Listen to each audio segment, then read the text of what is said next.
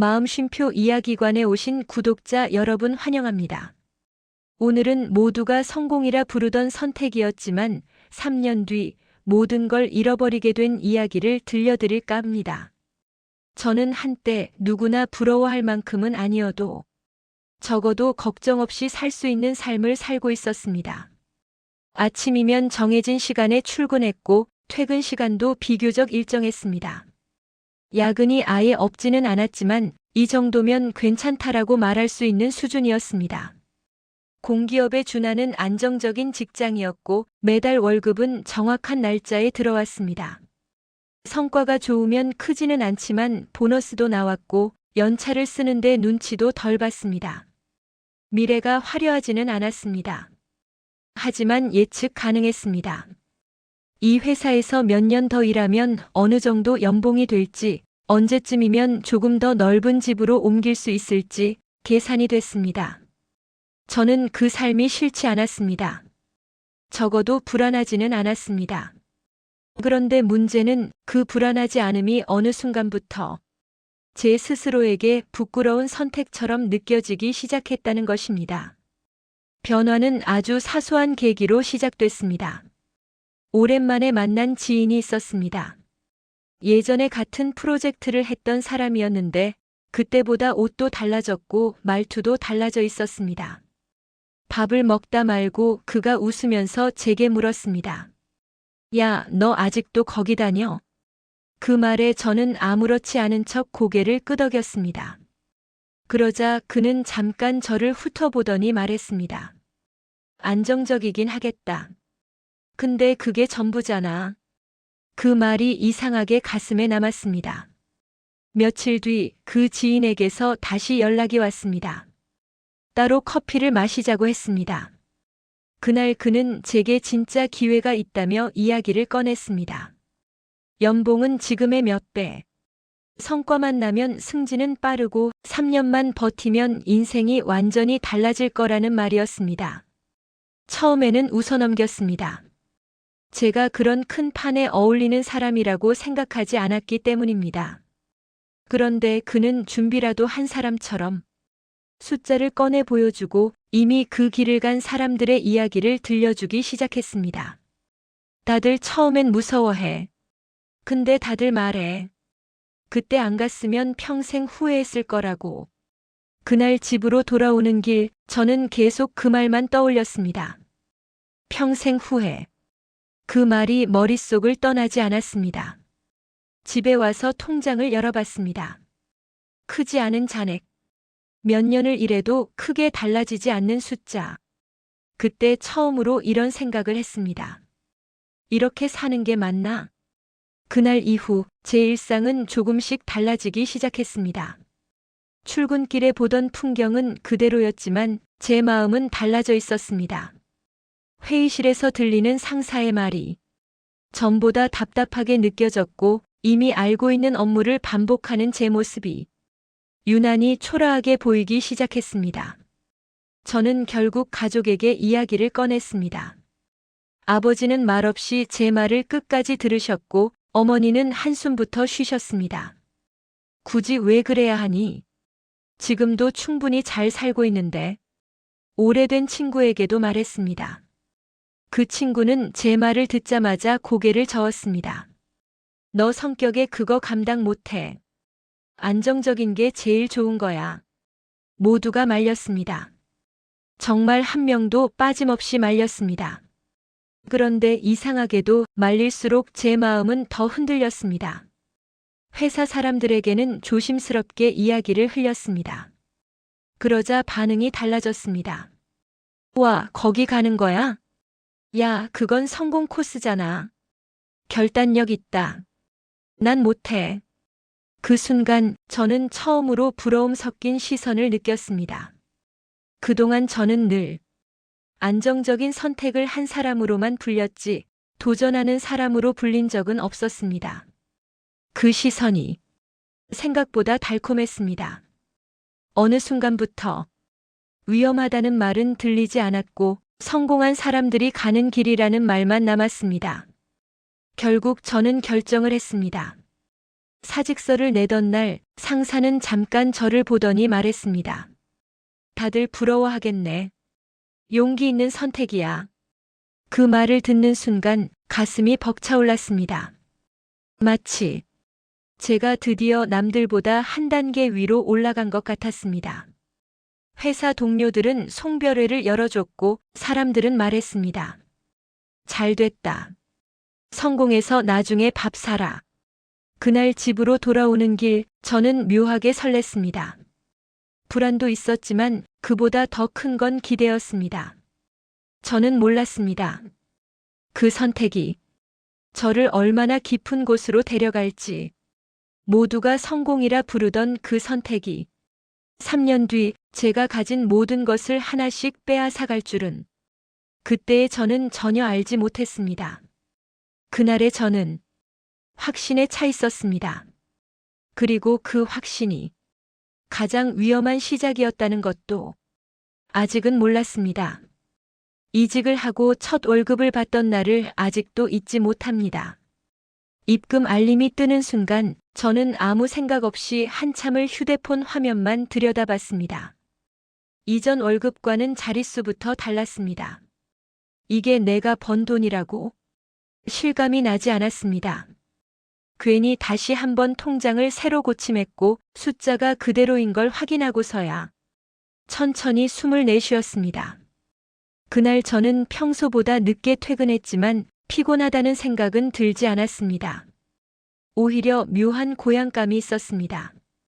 집에 와서 옷을 벗고 거울을 봤는데 제 모습이 어제와 다르지 않은데도 왠지 모르게 사람 자체가 달라진 것처럼 느껴졌습니다. 며칠 뒤 명함이 나왔습니다. 회사 이름이 찍힌 명함을 손에 쥐는 순간 저는 무의식적으로 자세를 바로 했습니다. 예전 회사 명함을 받았을 때는 그저 신분증 하나 생긴 기분이었는데 이번 명함은 달랐습니다. 이제 나도 이쪽 사람이구나. 그 생각이 들었습니다. 변화는 생각보다 빠르게 찾아왔습니다. 예전에는 연락이 뜸하던 사람들이 하나둘씩 먼저 연락을 해왔습니다. 밥 한번 먹자, 근황이 궁금하다, 언제 시간 되냐는 메시지들이었습니다.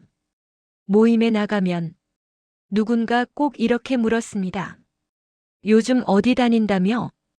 거기 연봉 많이 준다던데?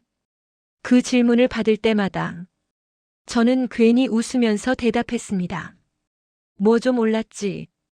그때마다 상대의 표정이 미묘하게 바뀌는 걸 저는 놓치지 않았습니다. 부러움, 호기심, 약간의 거리감. 그 시선들이 묘하게 기분 좋았습니다. 가족의 태도도 달라졌습니다. 처음 이직 이야기를 꺼냈을 때 끝까지 반대하던 어머니는 이제 제 안부를 물을 때 조심스럽게 웃으셨습니다. 회사 많이 힘들진 않니? 그래도 잘 선택한 것 같네. 그 말 한마디에 저는 그동안의 불안이 모두 보상받는 기분이었습니다.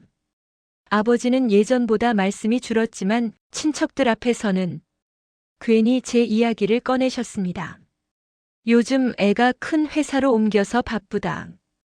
그 말을 들을 때마다 저는 속으로 생각했습니다. 내가 증명해냈구나. 그렇게 제 삶은 겉으로 보기엔 완벽해 보였습니다. 하지만 회사 안으로 들어가면 전혀 다른 풍경이 펼쳐지고 있었습니다. 이 회사는 속도가 전부였습니다. 성과, 숫자, 결과. 그 외의 건 중요하지 않았습니다.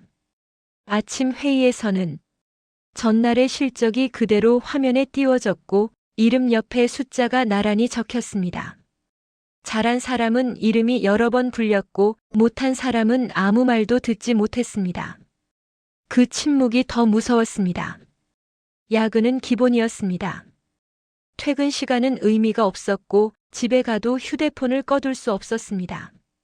밤 10시, 11시에도 메신저 알림이 울렸고 주말에도 잠깐만 확인이라는 말로 일이 날아왔습니다. 처음엔 다들 그렇게 말했습니다. 여긴 원래 그래. 이 정도는 버텨야 살아남아. 저는 그 말을 믿었습니다. 아니, 믿고 싶었습니다. 연봉이 높아졌고 주변에서는 성공했다고 말해주고 있었기 때문에 이 고생을 실패로 인정하고 싶지 않았습니다. 가끔씩 동료들끼리 술을 마시면 묘한 분위기가 흘렀습니다. 겉으로는 웃고 있었지만 누군가 화장실에 다녀오면 자연스럽게 그 사람 이야기가 나왔습니다. 쟤 요즘 실적 좀 떨어지지 않았어? 위에서 안 좋게 본다던데. 그 말들이 농담처럼 오갔지만 저는 그게 농담이 아니라는 걸 점점 느끼고 있었습니다. 어느 날 제가 입사 초기에 함께 교육받던 동료 한 명이 갑자기 출근을 하지 않았습니다. 아무 설명도 없었습니다. 단체 메신저에서 이름이 사라졌고 그 사람 책상은 그날 오후 바로 정리됐습니다. 누군가 조심스럽게 물었지만 팀장은 짧게 말했습니다. 개인 사정이야. 그 이상은 아무도 묻지 않았습니다. 묻지 않는 게 이 회사의 규칙처럼 보였습니다. 그날 밤 저는 처음으로 잠을 설쳤습니다.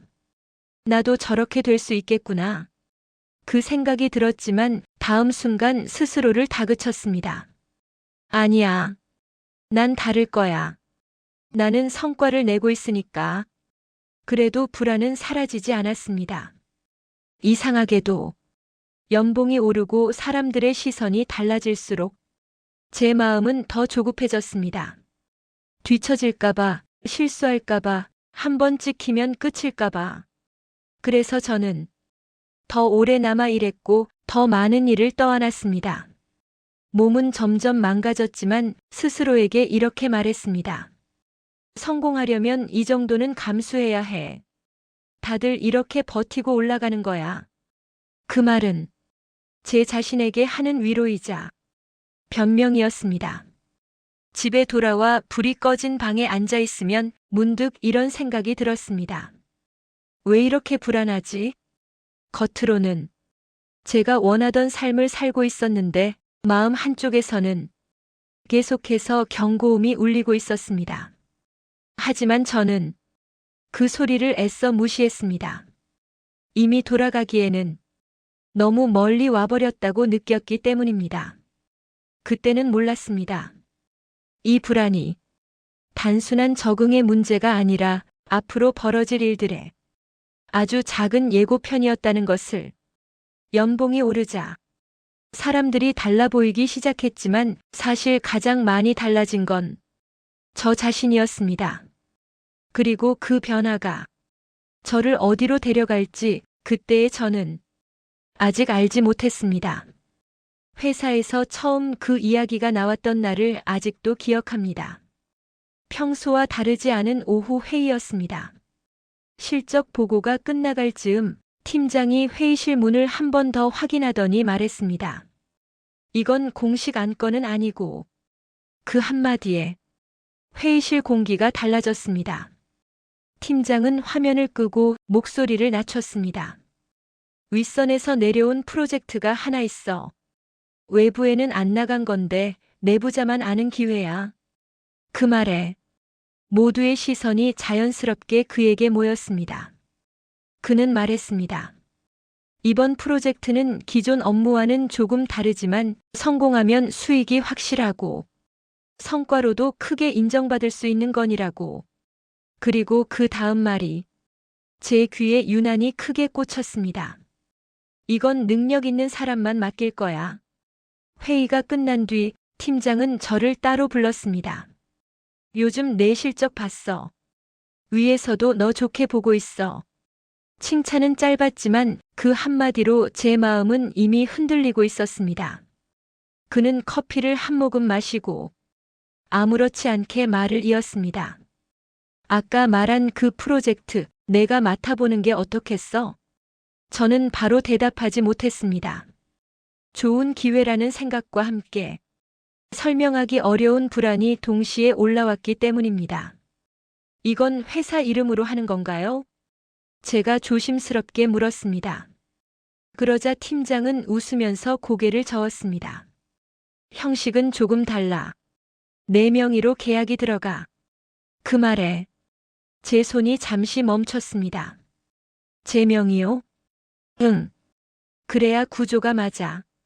물론 수익은 보장돼. 회사에서 다 설계한 거야. 그는 이미 여러 번 설명해 본 사람처럼 막힘없이 말을 이어갔습니다. 법적으로 문제될 건 없고 이미 비슷한 방식으로 성과를 낸 사례도 있다는 말이었습니다. 다들 것부터 내는데 막상 해보면 아무 일 없어. 이 바닥은 원래 이런 기회 잡는 사람이 위로 올라가는 거야. 그 말이 이부에서 제가 느끼던 불안을 정확히 찌르고 있었습니다. 버려지지 않으려면 뭔가는 더 해야 한다. 그 생각이 머릿속을 가득 채우고 있었습니다. 며칠 동안 저는 잠을 제대로 자지 못했습니다. 회사에서는 다들 바쁜 척 아무렇지 않게 일하고 있었지만 저는 그 프로젝트 이야기가 계속 머릿속을 맴돌았습니다. 집에 와서 혼자 앉아 있으면 이 선택이 맞는지 틀린지 도무지 판단이 서지 않았습니다. 그래서 저는 다시 팀장을 찾아갔습니다. 혹시 문제가 생기면 회사에서 책임지는 거죠? 그 질문에 그는 잠깐도 망설이지 않고 말했습니다. 당연하지. 회사 믿어. 너 혼자 떠안게 할 일 아니야. 그 말을 들었을 때 저는 마음이 조금 놓였습니다.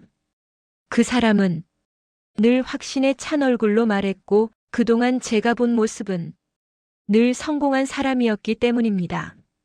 며칠 뒤 팀장은 저를 회의실로 불렀습니다.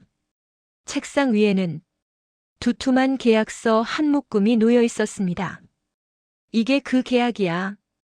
법무팀도 다 받고 문제 없어.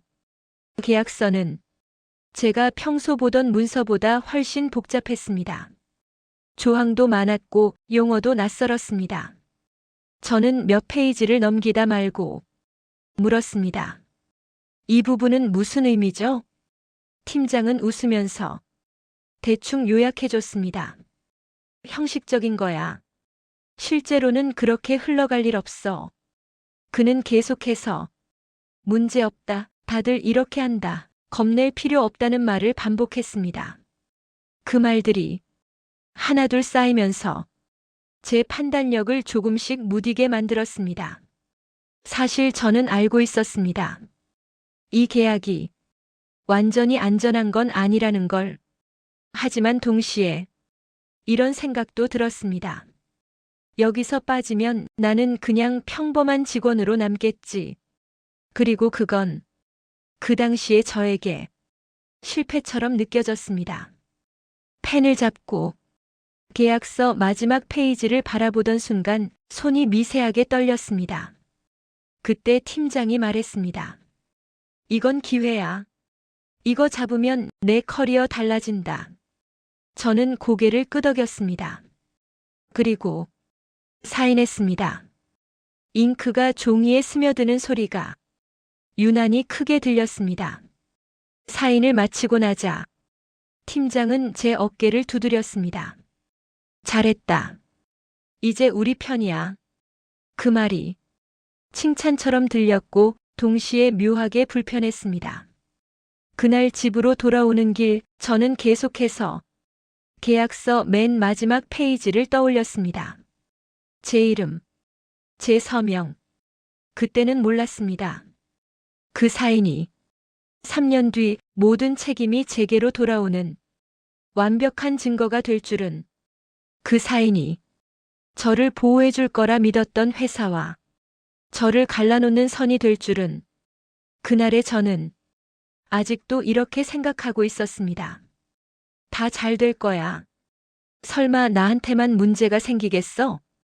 그 생각이 얼마나 순진했는지 깨닫기까지는 그리 오래 걸리지 않았습니다. 하지만 그건 조금 더 시간이 흐른 뒤의 이야기였습니다. 계약서에 사인한 뒤 일은 생각보다 빠르게 굴러가기 시작했습니다. 프로젝트는 조용히 진행됐고 겉으로 보기엔 아무 문제도 없어 보였습니다. 회의도 최소한으로 진행됐고 보고는 짧고 간결했습니다.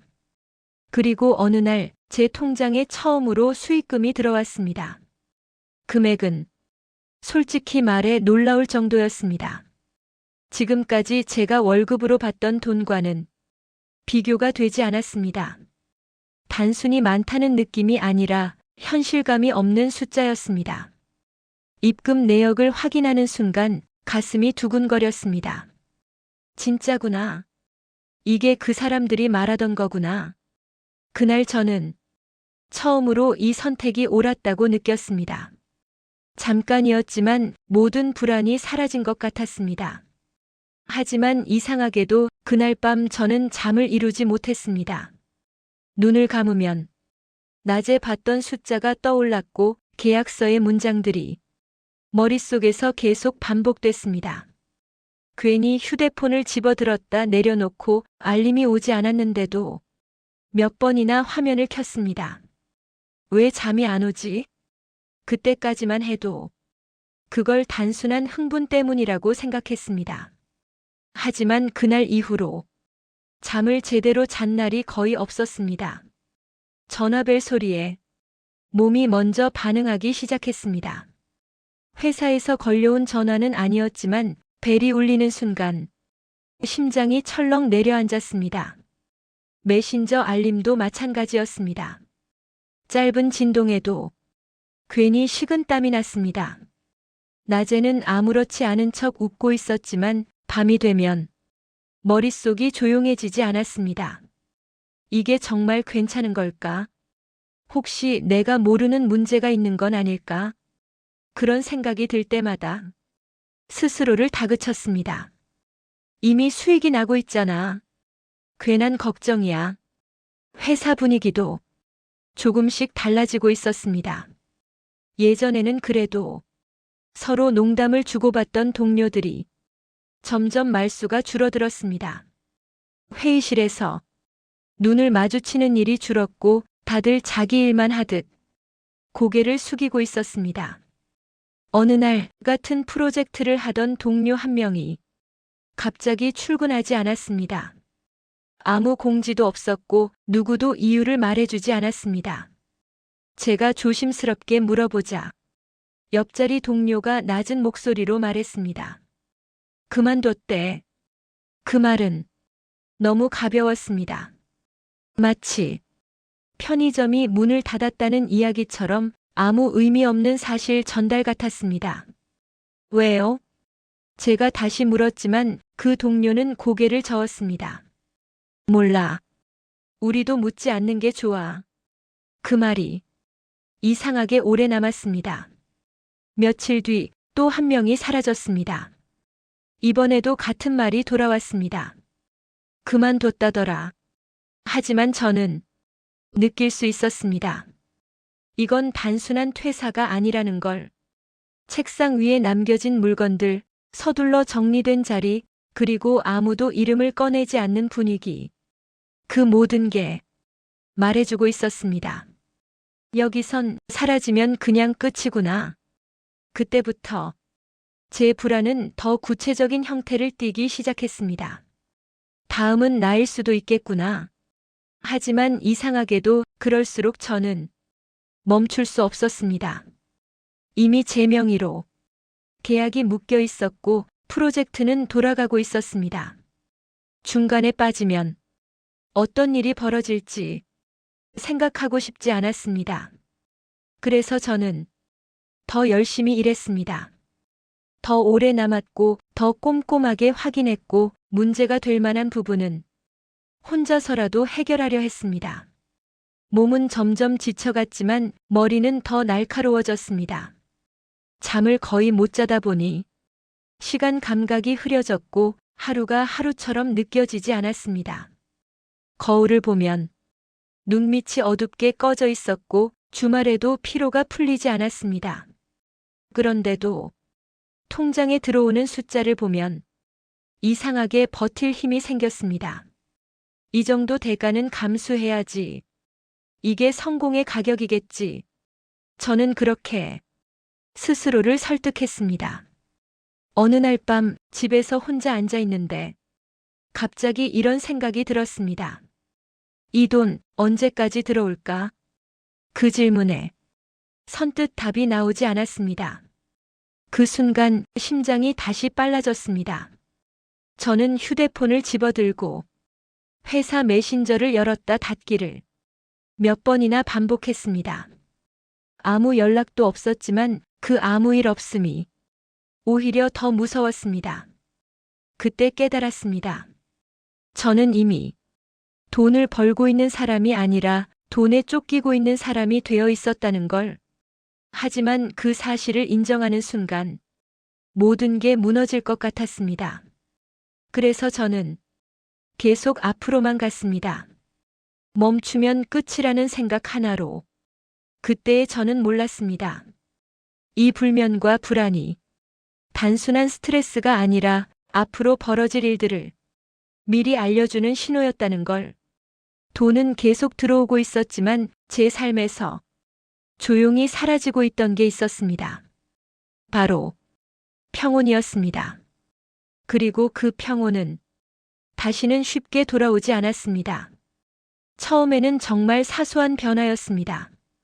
너무 사소해서 제가 예민해진 탓이라고 넘길 수 있을 정도였습니다. 회의 일정이 잡혔는데 제 이름이 빠져 있었습니다. 예전 같으면 당연히 참석하던 회의였습니다. 제가 직접 관여하던 프로젝트였고 중요한 결정이 오가는 자리였습니다. 처음엔 단순한 착오라고 생각했습니다. 아, 빠졌네. 그 정도였습니다. 그런데 비슷한 일이 한 번, 두 번 반복됐습니다. 회의가 끝난 뒤에야 결정된 내용을 전달받았고 이미 방향은 정해져 있었습니다. 제가 할 수 있는 건 그저 알겠습니다라고 답하는 것뿐이었습니다. 메신저도 이상해지기 시작했습니다. 예전에는 질문을 보내면 곧바로 답장이 오던 사람들이 이제는 한참이 지나서야 답을 했습니다. 어떤 날은 읽고도 답이 없었습니다. 다음 날 다시 물어보면 그제야 짧은 한 줄이 돌아왔습니다. 확인 중. 나중에 공유할게. 그 나중에는 대부분 오지 않았습니다.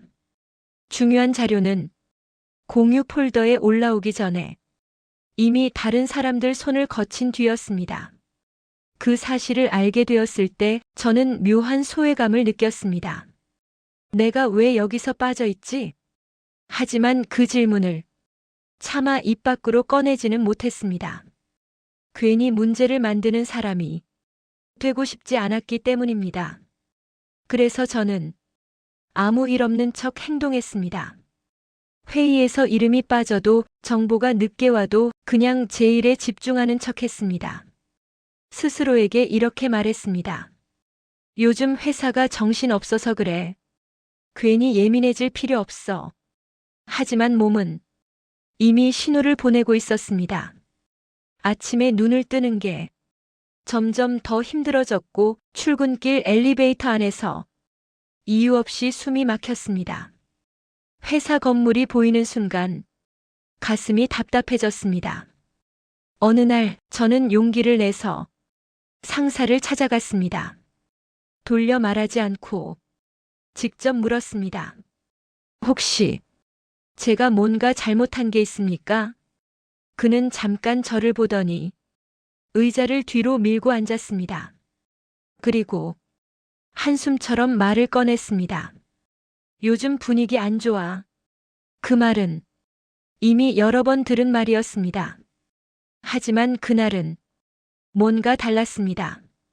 그는 주변을 한번 둘러보고 목소리를 낮췄습니다. 윗선에서 많이 예민해. 괜히 튀지 말고 각자 도생이야. 각자 도생. 그 단어가 제 귀에 박혔습니다. 그는 아무렇지 않은 듯 말했지만 저는 그 말의 의미를 너무 잘 알아버렸습니다. 회사는 더 이상 널 보호해주지 않는다. 그날 이후 모든 것이 더 분명해졌습니다. 저를 중심으로 보이지 않는 선이 그어지고 있었습니다. 누군가는 그 선 안쪽에 있었고 저는 그 밖에 서 있었습니다. 예전에는 회의실에서 농담을 건네던 사람들이 이제는 제 시선을 피했습니다. 점심을 먹자고 먼저 말하던 동료도 언제부턴가 혼자 움직이기 시작했습니다. 제가 다가가면 대화는 자연스럽게 끝났습니다. 마치 제가 위험한 존재라도 되는 것처럼. 그때 저는 처음으로 이런 생각을 했습니다. 혹시 모든 책임을 나한테 씌우려는 건 아닐까? 그 생각이 떠오르자 몸이 차갑게 식었습니다. 계약서가 떠올랐고 제 이름이 적힌 페이지가 머릿속에 선명하게 그려졌습니다. 그날 밤 저는 다시 잠을 이루지 못했습니다. 침대에 누워 천장을 바라보며 같은 생각만 반복했습니다. 지금 빠지면 어떻게 되지? 아무 말도 안 하고 선을 긋는 이유는 뭘까? 하지만 다음 날이 되면 저는 아무렇지 않은 얼굴로 회사에 나갔습니다. 도망칠 수 없다는 걸 알고 있었기 때문입니다. 이미 너무 많은 것이 제 이름으로 묶여 있었습니다. 회사에서 저를 조금씩 떼어내고 있다는 걸 알면서도 저는 모른 척 했습니다. 그게 유일한 생존 방법이라고 믿었기 때문입니다. 지금 생각해보면 그때가 마지막 기회였을지도 모릅니다. 그 선이 완전히 굳어지기 전에 나왔어야 했는지도 모릅니다. 하지만 그 당시에 저는 그럴 용기가 없었습니다. 아직도 설마 여기까지 오게 한 회사인데 라는 기대를 버리지 못하고 있었습니다. 그날 상사의 말은 결국 예언이었습니다. 각자 도생이야. 그 말은 제 인생의 예고편이었습니다. 곧 회사는 완전히 손을 떼게 됩니다. 그리고 그 순간 저는 혼자가 됩니다. 모든 책임과 함께 사건은 예고 없이 찾아오지 않았습니다. 지금 생각해보면 이미 모든 신호는 다 나와 있었습니다. 다만 저는 그걸 애써 외면하고 있었을 뿐이었습니다. 그날 아침 출근하자마자 제 휴대폰이 울렸습니다. 회사 번호였습니다. 평소 같았으면 메신저로 오갔을 연락이 직접 전화로 온다는 것 자체가 정상은 아니었습니다. 전화를 받자 낯선 목소리가 들렸습니다. 팀 씨 맞으시죠? 지금 회사로 바로 오셔야 할 것 같습니다. 이유는 설명해 주지 않았습니다. 다만 중요한 건이라서라는 말만 남겼습니다. 그 순간 속이 철렁 내려앉았습니다.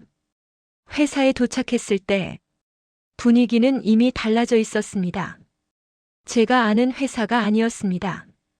회의실 문은 닫혀 있었고 유리 너머로 보이는 사람들의 얼굴은 굳어 있었습니다. 저를 안내한 사람은 아무 말도 하지 않았습니다. 회의실에 들어서자 법무팀 직원 그리고 제가 처음 보는 사람들이 이미 자리를 잡고 있었습니다. 그제야 사건이 터졌다는 걸 알았습니다. 문제가 된 프로젝트. 외부에서 이상 징후를 포착했고 조사가 시작됐다는 이야기였습니다. 저는 멍한 얼굴로 그 말을 듣고만 있었습니다. 이 프로젝트 누가 주도했습니까? 질문은 처음부터 저를 향하고 있었습니다. 시명의로 계약이 체결되어 있네요. 그 말과 함께 계약서 사본이 테이블 위에 놓였습니다. 익숙한 문서였습니다. 마지막 페이지에 분명히 제 이름과 제 서명이 찍혀 있었습니다. 그 순간 머릿속이 하얘졌습니다. 이건 회사에서 제안한 겁니다. 제가 말을 꺼내자 한 사람이 고개를 끄덕였습니다. 그 부분은 알고 있습니다. 다만 최종 판단은 개인이 하신 걸로 정리돼 있습니다. 정리돼 있습니다. 그 말이 유난히 차갑게 들렸습니다. 그날 오후 회사의 공식 입장이 정해졌습니다. 짧고 명확했습니다. 본 건은 회사 차원의 결정이 아닌 개인의 판단에 따른 사안입니다. 그 문장을 제가 직접 읽고 있다는 사실이 믿기지 않았습니다. 어제까지도 같은 배를 타고 있다고 생각했던 회사가 하루 만에 저를 완전히 떼어내고 있었습니다. 저는 곧바로 상사에게 전화를 걸었습니다. 연결음만 길게 울렸습니다. 다시 걸어도 받지 않았습니다. 메신저를 보냈지만 읽지 않은 표시만 남았습니다. 그 다음 사람 모두 마찬가지였습니다. 어제까지 괜찮다, 회사에서 책임진다고 말하던 사람들은 그날 이후 단 한 통의 연락도 주지 않았습니다.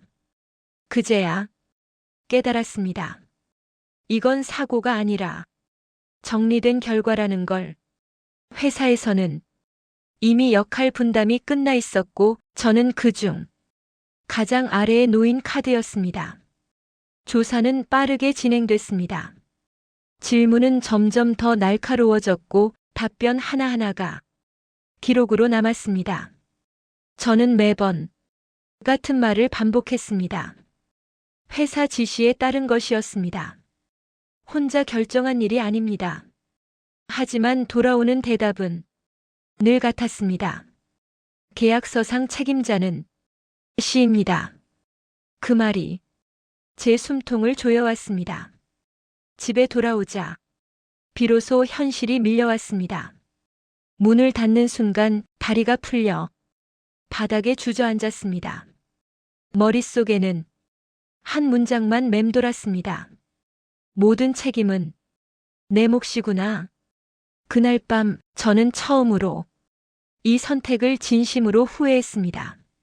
하지만 이미 너무 늦어 있었습니다. 며칠 사이 소문은 빠르게 퍼졌습니다. 예전에는 먼저 연락하던 사람들도 이제는 제 메시지를 읽고도 답하지 않았습니다.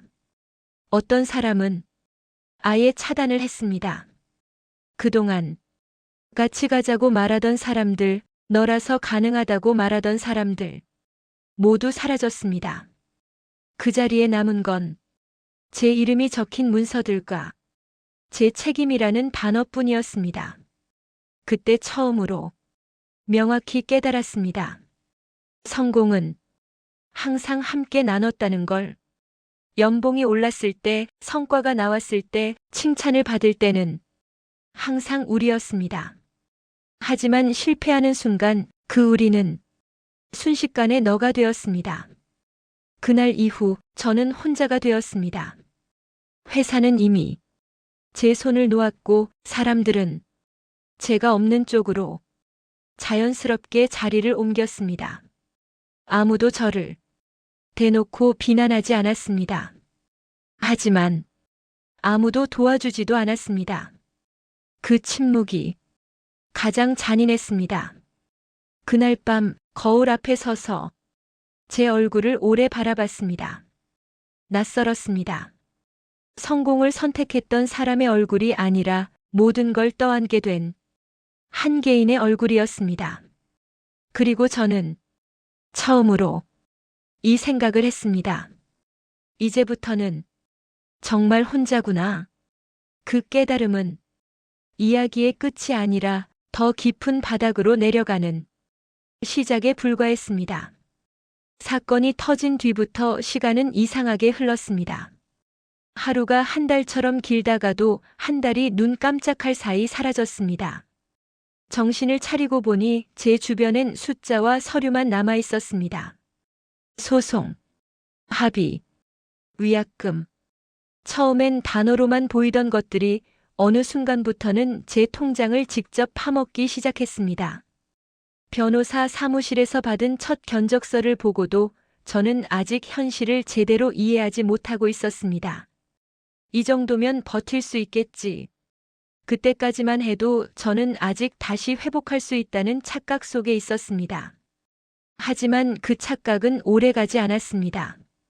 합의금 일부가 빠져나간 날 통장 잔액을 확인하던 손이 멈췄습니다. 분명 몇 년 동안 쉼 없이 일해서 모아둔 돈이었는데 숫자는 제가 기억하던 것보다 훨씬 작아져 있었습니다. 그 다음 달 또 빠져나갔습니다. 그리고 또 그 다음 달. 수익이 들어오던 통장은 어느새 나가는 구멍만 남은 통장이 되어 있었습니다. 집부터 정리해야 했습니다. 짐을 싸는 날 저는 이상하게도 아무 감정이 들지 않았습니다. 벽에 걸린 액자, 한 번도 쓰지 않은 식기들, 성공했을 때 사자고 미뤄두었던 물건들. 그 모든 게 갑자기 쓸모없는 증거물처럼 느껴졌습니다. 제가 잘 나갔다는 증거, 그리고 지금은 더 이상 필요 없는 과거의 잔해. 부동산 계약서에 도장을 찍고 나오던 날, 엘리베이터 거울에 비친 제 얼굴을 보고 깜짝 놀랐습니다. 눈이 달라져 있었습니다. 사람 눈이 아니라 쫓기는 사람의 눈이었습니다. 차도 팔았습니다. 처음 그 차를 뽑던 날이 아직도 생생합니다. 회사 앞 주차장에서 동료들이 한마디씩 던지던 축하. 이제 진짜 성공했네. 인생 폈다. 그 말들이 머릿속에서 겹쳐 울렸습니다.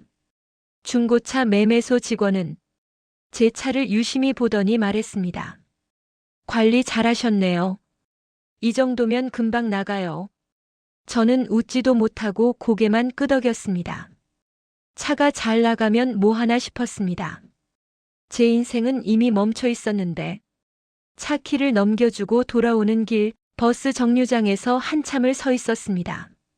도착 안내판에 뜬 숫자들이 흐릿하게 보였습니다. 그날 처음으로 정말 다 잃었구나라는 생각이 들었습니다. 사람들은 더 빠르게 사라졌습니다. 사건이 터지기 전까지 제 전화는 거의 쉬지 않고 울렸습니다. 도움 요청, 제안, 술 약속, 축하 메시지. 하지만 지금은 달랐습니다. 제가 전화를 걸면 신호음만 길게 울렸습니다. 받지 않는 전화, 읽지 않는 메시지, 나중에 연락할게라는 말 뒤에 다시는 오지 않는 답장. 가장 버티기 힘들었던 건 이유를 아무도 설명해주지 않는다는 사실이었습니다. 다들 알고 있었습니다. 제가 어떤 상황인지. 하지만 아무도 묻지 않았습니다. 침묵이 설명보다 더 잔인했습니다. 결국 가족에게 말해야 했습니다. 가장 미루고 싶었던 순간이었고 가장 피하고 싶었던 자리였습니다. 식탁 앞에 앉아 있는데 숟가락 소리조차 크게 들렸습니다. 회사 일은 잘 돼가? 아버지의 질문에 저는 한참을 말하지 못했습니다. 목이 막힌다는 표현이 이런 거구나 싶었습니다. 숨은 쉬어지는데 말은 나오지 않았습니다. 결국 천천히 하나씩 꺼냈습니다. 프로젝트, 계약, 사건, 소송, 돈. 말을 할수록 제 목소리는 작아졌고 부모님의 얼굴은 점점 굳어갔습니다. 마지막 말을 꺼낼 땐 저도 모르게 고개를 숙이고 있었습니다. 지금 거의 다 잃었어요. 그 순간 집안이 조용해졌습니다. 어머니가 먼저 입을 여셨습니다. 화를 낼 줄 알았습니다. 왜 말 안 했냐고, 왜 그런 선택을 했냐고. 그런데 어머니는 한참을 저를 바라보다가 이렇게 말했습니다. 살아만 있어라. 딱 그 한마디였습니다. 그 말이 제가 지금까지 들었던 어떤 질책보다 훨씬 더 아프게 꽂혔습니다. 성공도 돈도 체면도 다 내려놓고 살아만 있어라라는 말. 그 말은 제가 이미 어디까지 떨어졌는지를 정확히 말해주고 있었습니다. 그날 저는 방에 들어가 불도 켜지 않은 채 앉아 있었습니다. 울음은 나오지 않았습니다. 대신 가슴이 계속 내려앉는 느낌만 들었습니다. 그때 처음으로 이런 생각을 했습니다. 이 선택이 정말 성공이었을까? 모두가 부러워하던 길, 성공이라 불리던 결정. 그 끝에 남은 건 텅 빈 통장과 조용해진 전화기, 그리고 가족 앞에서 고개를 들 수 없는 나 자신뿐이었습니다. 그날 이후 저는 더 이상 올라갈 곳이 없다는 걸 알았습니다. 남은 건 단 하나. 여기서 어떻게든 버티는 것뿐이었습니다. 그리고 저는 아직 몰랐습니다. 이 바닥이 끝이 아니라는 걸. 진짜 시련은 이제 시작이라는 걸. 백수가 된 뒤 시간은 이상할 만큼 많아졌습니다. 아침에 일어날 이유도 없었고 전화를 기다릴 사람도 없었습니다. 하루 중 가장 많이 한 일은 아무 생각 없이 천장을 바라보는 일이었습니다.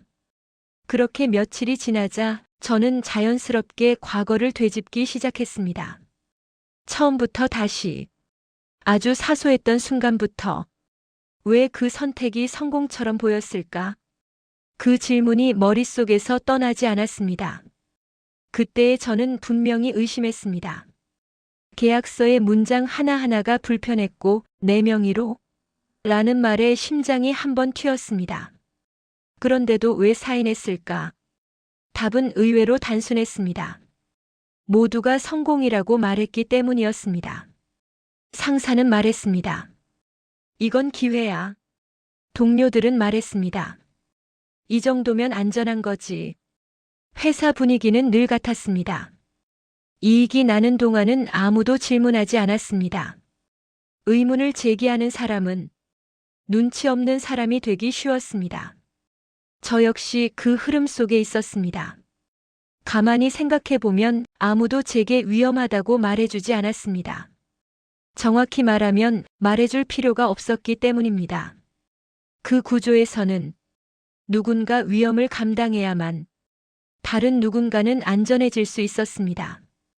그 역할이, 그 자리가 우연히 제 차례였을 뿐이었습니다. 제가 아니었어도 언젠가는 누군가가 같은 계약서에 사인했을 겁니다. 그게 이 구조의 방식이었으니까요. 저는 하나씩 퍼즐을 맞추듯 기억을 꺼냈습니다. 수익이 나던 초기, 회사 전체가 이상할 만큼 관대했던 이유, 법적으로 문제없다는 말이 유독 강조되던 이유, 그리고 문제가 터졌을 때 회사가 너무 빠르게 선을 그었던 이유, 모든 게 맞아떨어졌습니다. 그들은 늘 준비되어 있었습니다. 책임을 넘길 준비를. 그때 처음으로 이런 생각이 들었습니다. 이건 개인의 실패가 아니었다. 제가 판단을 잘못한 건 맞습니다. 하지만 그 판단은 철저히 설계된 환경 안에서 이루어졌습니다. 성공이라는 단어로 포장된 선택지. 위험은 흐릿하게 가려지고 보상만 크게 보이도록 설계된 구조. 그 안에서 누군가는 반드시 넘어지게 되어 있었습니다. 그리고 그 넘어지는 순간 구조는 아무런 책임도 지지 않습니다. 저는 스스로에게 물었습니다. 왜 나만 망했을까? 답은 이랬습니다. 망할 사람은 애초에 정해져 있었다. 그 사람이 나였을 뿐. 이 깨달음이 무서웠던 이유는 분노할 대상이 명확해졌기 때문이 아니라 이 구조가 지금도 멀쩡히 돌아가고 있다는 사실 때문이었습니다. 제가 무너진 뒤에도 그 회사는 계속 굴러갔을 겁니다. 다음 프로젝트, 다음 계약, 다음 기회, 그리고 또 다른 누군가가 성공을 믿고 사인했겠죠. 이제야 이해했습니다. 왜 모두가 침묵했는지, 왜 아무도 제 편이 아니었는지. 그들은 나쁜 사람이어서가 아니라 그 구조 안에 있었기 때문입니다. 말하는 순간 다음 차례가 될 수 있으니까요. 그 깨달음 이후로 제 마음속 무언가는 완전히 달라졌습니다. 억울함보다 두려움이 먼저 올라왔습니다. 이걸 그냥 넘겨도 되는 걸까? 나만 알고 끝내도 되는 걸까? 처음으로 저는 선택의 갈림길 앞에 서 있다는 느낌을 받았습니다. 다시 조용히 사라질 것인지 아니면 이 구조를 들여다볼 것인지 그때는 몰랐습니다. 이 고민이 제 인생의 마지막 선택이 될 줄은. 모두가 성공이라 부르던 선택. 그 실체는 누군가의 침묵, 누군가의 책임, 그리고 누군가의 파멸 위에 세워진 구조였습니다. 저는 그 구조의 맨 아래에 떨어졌고 이제서야 위를 올려다보게 됐습니다. 그리고 알게 됐습니다. 이 이야기는 아직 끝나지 않았다는 걸.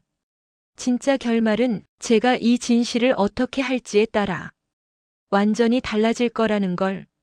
모든 걸 잃고 나서야 세상이 갑자기 조용해졌습니다. 전화는 울리지 않았고 메신저 알림도 더 이상 뜨지 않았습니다. 하루 종일 아무 소리도 나지 않는 집안에서 저는 처음으로 아무도 나에게 기대하지 않는 상태가 되었습니다. 이상하게도 그 침묵이 숨막히지는 않았습니다. 오히려 오래 묶여있던 무언가가 풀리는 느낌이 들었습니다. 돈도 직함도 명함도 사라진 뒤에야 비로소 보이기 시작한 게 있었습니다. 제 곁에 남아있는 사람들, 매일 같이 연락하던 사람들은 사라졌지만 한동안 잊고 지냈던 이름들이 조심스럽게 떠올랐습니다. 예전 직장 동기 하나가 아무 말 없이 커피 한 잔을 사들고 찾아왔고, 연락 끊긴 줄 알았던 친구는 괜찮냐는 말 한마디만 남기고 돌아갔습니다. 그들은 해결책을 주지도 않았고 조언을 늘어놓지도 않았습니다. 그저 옆에 있었습니다. 그게 그렇게 큰 위로가 될 줄 그땐 몰랐습니다. 생활은 현실적이었습니다. 통장은 거의 바닥이었고 저는 작은 일부터 다시 시작해야 했습니다. 누군가의 부탁을 받고 하루 일당을 계산하고 몸을 쓰는 일도 마다하지 않았습니다. 예전 같았으면 절대 하지 않았을 일들이었습니다. 자존심이 먼저 반응했습니다. 내가 여기까지 떨어졌나? 하지만 그 질문은 오래 가지 않았습니다. 몸이 힘들면 머리는 오히려 단순해졌습니다. 오늘 할 일, 오늘 벌어야 할 돈, 오늘 잘 넘겨야 할 하루. 그렇게 하루하루를 싸다 보니 이상하게도 마음이 조금씩 편해지기 시작했습니다. 가장 힘들었던 건 자존심을 내려놓는 일이었습니다. 사람들 앞에서 제 과거를 숨기지 않는 것, 잘 나가던 시절을 말하지 않는 것, 예전에는 이라는 말을 꺼내지 않는 것, 그게 생각보다 어려웠습니다. 하지만 어느 순간 굳이 설명하지 않아도 된다는 사실이 편하게 느껴졌습니다. 저를 판단하는 기준이 이제는 직업도 연봉도 아니었기 때문입니다. 그저 지금 어떤 사람인지 그것만 남았습니다. 그렇게 조금 숨이 트이자 저는 처음으로 스스로에게 질문하기 시작했습니다. 나는 왜 그렇게 성공하고 싶었을까? 돈 때문이었을까요? 아니면 인정? 곰곰이 생각해보니 답은 조금 달랐습니다. 저는 불안했기 때문이었습니다. 뒤처질까봐, 평범해질까봐, 아무도 나를 특별하게 보지 않을까봐. 성공은 그 불안을 덮어주는 가장 쉬운 가면이었습니다. 그래서 더 빨리, 더 높이 가고 싶었던 겁니다. 그 사실을 인정하자 이상하게도 마음이 가벼워졌습니다. 저는 위대한 목표를 잃은 게 아니었습니다. 그저 불안을 성공으로 착각했던 시간을 지나온 것뿐이었습니다. 이제는 알겠습니다. 성공이 나쁜 게 아니라 성공만이 나를 증명한다고 믿었던 게 문제였다는 걸. 바닥에 서보니 세상이 다르게 보였습니다. 사람들이 왜 무리하는지, 왜 위험한 선택을 하는지, 왜 멈추지 못하는지. 그 이유가 너무도 분명해졌습니다. 그들은 모두 저와 같았을 겁니다. 불안했고 확신이 필요했고 누군가에게 인정받고 싶었을 겁니다. 저는 그 끝까지 가봤고 이제야 돌아오는 중이었습니다. 아직 가진 건 많지 않습니다. 여전히 빚은 남아있고 미래는 불확실합니다. 하지만 분명한 건 하나입니다. 예전처럼 살고 싶지는 않다는 것. 누군가의 기준으로 성공을 정의하지 않고 남들과 비교하지 않고 스스로를 증명하기 위해 무리하지 않는 살. 그게 얼마나 어려운지 알지만 적어도 이제는 어디로 가고 있는지는 알고 있습니다. 바닥에서야 비로소 보였습니다. 진짜 중요한 건 얼마나 높이 올라갔느냐가 아니라 떨어졌을 때 누가 남아있는지라는 걸. 그리고 내가 나 자신을 어떻게 대하느냐가 결국 모든 선택의 기준이 된다는 걸. 3년이 지났습니다. 처음 그 선택을 했던 날로부터, 정확히 말하면 모두가 박수치던 그 순간으로부터 3년이라는 시간이 흘렀습니다. 지금의 저는 그때 사람들이 떠올리던 모습과는 완전히 다른 사람이 되어 있습니다. 저는 모든 걸 잃었습니다. 돈, 한때는 제 가치를 증명해주던 숫자들, 지금은 통장에 남아있지 않습니다. 커리어, 명함에 적혀있던 직함, 회의실에서 제 의견을 기다리던 시선들, 그 모든 건 과거형이 되었습니다. 신뢰, 믿을 만한 사람이라는 말로 불리던 시간도 위기가 오자 가장 먼저 사라졌습니다. 그 어떤 것도 제 곁에 남아있지 않았습니다. 처음에는 이 사실을 받아들이는 게 너무 괴로웠습니다. 나는 왜 여기까지 왔을까? 조금만 덜 욕심냈다면, 조금만 더 의심했더라면 결과는 달라졌을까? 수없이 자문했고 수없이 후회했습니다.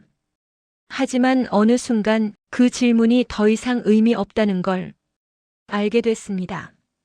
이미 지나온 길이었고 되돌릴 수 없었기 때문입니다. 대신 저는 다른 질문을 하기 시작했습니다.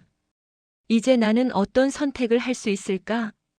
이 질문은 이상하게도 저를 괴롭히지 않았습니다. 이제는 지켜야 할 이미지도 증명해야 할 성공도 없었기 때문입니다. 실패한 사람에게는 더 이상 잃을 게 없습니다. 그 사실이 저를 자유롭게 했습니다. 지금의 제 삶은 화려하지 않습니다. 아침에 눈을 뜨면 오늘 해야 할 일을 정리하고 무리하지 않는 선에서 하루를 보냅니다. 큰 계획도 없고 남들에게 내세울 이야기도 없습니다. 하지만 적어도 하나는 분명합니다. 이 삶은 제 선택이라는 것, 누군가의 기준에 맞추기 위해 억지로 버티지 않고 성공한 사람들의 이야기에 저를 끼워 맞추지 않습니다. 예전에 저는 선택을 할 때마다 늘 밖을 봤습니다. 사람들이 뭐라고 할지, 이 선택이 성공처럼 보일지, 뒤처지지는 않을지, 그 기준으로 선택했기에 결국 제 인생의 대가를 남 대신 제가 치르게 됐습니다. 지금은 다릅니다. 선택을 앞두면 먼저 스스로에게 묻습니다. 이 결과를 내가 감당할 수 있는가? 그 질문에 고개를 끄덕일 수 있을 때만 움직입니다. 그게 제가 얻은 단 하나의 확신입니다. 사람들은 여전히 성공 이야기를 합니다. 빠른 길, 확실한 기회, 놓치면 안 되는 타이밍. 예전 같았으면 제 심장이 먼저 반응했을 말들입니다. 하지만 이제는 조금 떨어져서 볼 수 있습니다. 그리고 압니다. 모두가 성공이라고 부르는 선택이 반드시 나에게도 성공일 필요는 없다는 걸, 어쩌면 가장 위험한 길일 수도 있다는 걸. 이 이야기를 남기는 이유는 자랑도 경고도 아닙니다. 그저 제가 겪은 사실을 있는 그대로 남기고 싶었습니다. 누군가는 지금 이 순간에도 비슷한 선택 앞에 서 있을지 모르니까요. 그 선택이 옳다거나 틀리다고 말할 생각은 없습니다. 다만 그 선택의 끝에 서게 될 사람이 나 자신이라는 사실만은 잊지 않았으면 합니다. 저는 모든 걸 잃었습니다. 하지만 하나를 얻었습니다. 다시는 남의 기준으로 인생을 선택하지 않겠다는 확신. 이 확신 하나로 저는 다시 살아가고 있습니다. 조용하게, 천천히, 하지만 도망치지 않고. 이게 제가 3년의 대가로 얻은 확실한 결말입니다.